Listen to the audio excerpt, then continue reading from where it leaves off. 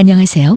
이번 시간에는 여러분들이 만든 회원정보 관리 프로그램을 실행시켜서 데이터도 넣어보고 구현한 기능들이 제대로 동작하는지 확인해보는 시간을 갖도록 하겠습니다. 우선 회원정보 관리 프로그램을 실행시키기 위해서는 데이터를 저장 및 관리해주는 데이터베이스를 만들어주어야 합니다. 일반적으로 데이터베이스를 설계 및 생성하기 위해서는 해당 분야의 전문적인 지식과 SQL 프로그램을 능숙하게 다룰 수 있는 전문가만 가능한 일입니다. 그러나 여러분은 이 스마트 메이커를 통해 디자인한 프로그램을 인공지능 저작 엔진이 분석해서 최적의 데이터베이스 설계 작업을 자동화해줍니다. 그럼 어떻게 데이터베이스가 자동으로 설계되고 또 생성되는지 알아보도록 합시다. 지난 시간 함께 개발해보았던 회원정보 관리 모듈을 띄웠습니다. 이 프로그램에 실제 여러분들이 데이터를 넣어보고 이벤트 기능 버튼들을 작동시키는 방법에 대해서 알아보도록 하겠습니다. 우선 이 모듈을 실제로 실행시키기 위해서는 이 프로그램에서 처리한 데이터들을 저장 및 관리할 수 있는 데이터베이스 테이블을 만들어 주어야 합니다. 그러기 위해 우선 첫 번째 단계는 저작 도구 상단의 파일 메뉴의 서버 접속을 선택합니다.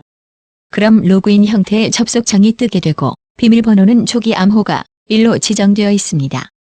물론 사용자가 변경을 할 수 있습니다. 접속이 되면 우측 하단의 아이콘이 초록색으로 변경된 것을 보실 수 있습니다. 만약 서버를 절단하고자 할 때는 아이콘을 더블 클릭하면 됩니다. 그럼 데이터베이스 테이블을 만들기 전에 현재 상태에서 이 저작 도구 좌측 상단에 있는 실행 모드 전원 버튼을 눌러 회원정보 관리 프로그램을 작동해 봅시다. 그러면 지금 화면에서 보시는 것과 같이 에러 메시지가 뜨게 됩니다. 이 에러는 실제 데이터 테이블이 없기 때문에 나타나는 것입니다. 이제 이 에러를 제거하기 위해서 우리가 함께 필요한 데이터 테이블을 만들어 봅시다. 다시 실행 버튼을 눌러서 편집 모드로 전환해 보겠습니다. 임의로 직장명에 해당하는 입력란을 선택하여 마우스 오른쪽을 클릭하고 데이터 속성을 선택해 보겠습니다. 그럼 테이블명과 필드명이 공란인 것을 확인할 수 있습니다.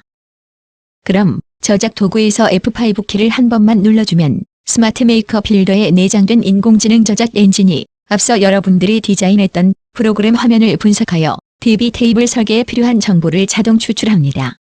그리고 이번에는 F10 키를 눌러주어 자세히 버튼을 선택해 보겠습니다.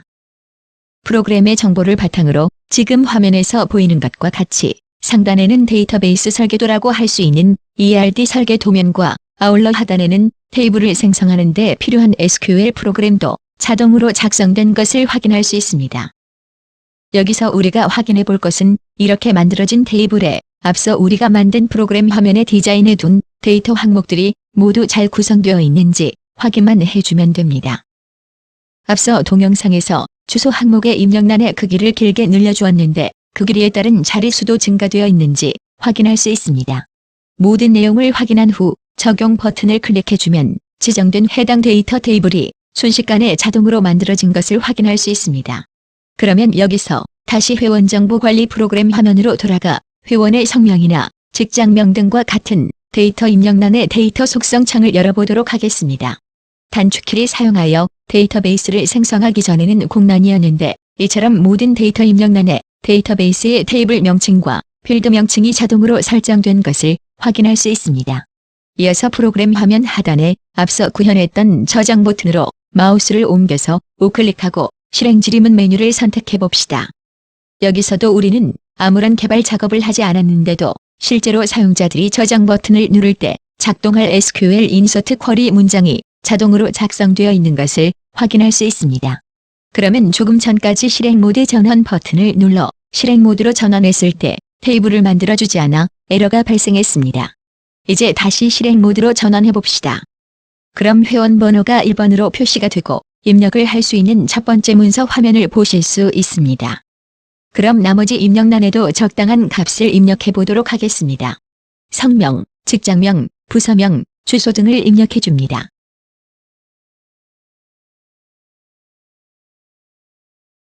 그 다음에 가입일자 입력란은 우리가 스마트폰에서 흔히 볼 수 있었던 데이트 피커가 나타나고 해당 날짜를 선택하여 입력할 수 있습니다. 직접 입력하고 싶다면 해당 날짜를 클릭하고 입력을 해주면 됩니다.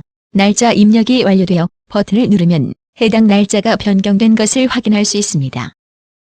마지막으로 회원의 사진을 관리할 수 있는 이미지 입력란은 실제로 스마트폰에 어플리케이션을 배포하였을 때 내부에 저장되어 있던 사진을 추가한다거나 카메라 기능을 사용하여 촬영한 이미지를 업로드할 수 있습니다. 그리고 저장이라는 기능 버튼을 누르면 프로그램이 작동되어 지금까지 입력한 데이터들을 첫 번째 레코드에 저장하고 화면에는 두 번째 회원 정보를 입력할 수 있도록 회원 번호가 2번으로 바뀌어 있는 것을 확인할 수 있습니다. 여기서 다시 앞장 버튼을 누르면 방금 제가 입력해 저장한 데이터 값을 찾아와서 다시 보여주는 것을 확인할 수 있습니다. 여러분 어떠세요? 우리가 함께 만든 이 프로그램의 데이터베이스 생성과 실제로 구동을 해보고 단 한 줄의 코딩 작업도 하지 않고 순수하게 GUI 방식으로 만들어 봤습니다. 여러분이 실제로 자신에게 필요한 프로그램을 만들 때는 꼭 이대로 똑같이 만들 필요는 없습니다. 여러분이 정말 필요로 하는 프로그램을 창의력을 발휘해서 만드는 것도 좋을 것 같습니다. 다음 강좌에서는 오늘 만든 회원 정보 관리 프로그램으로 입력한 데이터들을 조회해서 보고서를 만드는 프로그램을 만들어 보려고 합니다. 이 동영상에는 데이터를 하나만 넣었지만 실감나는 검색 기능을 구현하기 위해서 여러분이 실제 회원 정보 관리 프로그램 모듈에 데이터를 10가지 이상 입력하여 사전에 준비하시기 바랍니다. 그럼 다음 시간에 뵙겠습니다. 감사합니다.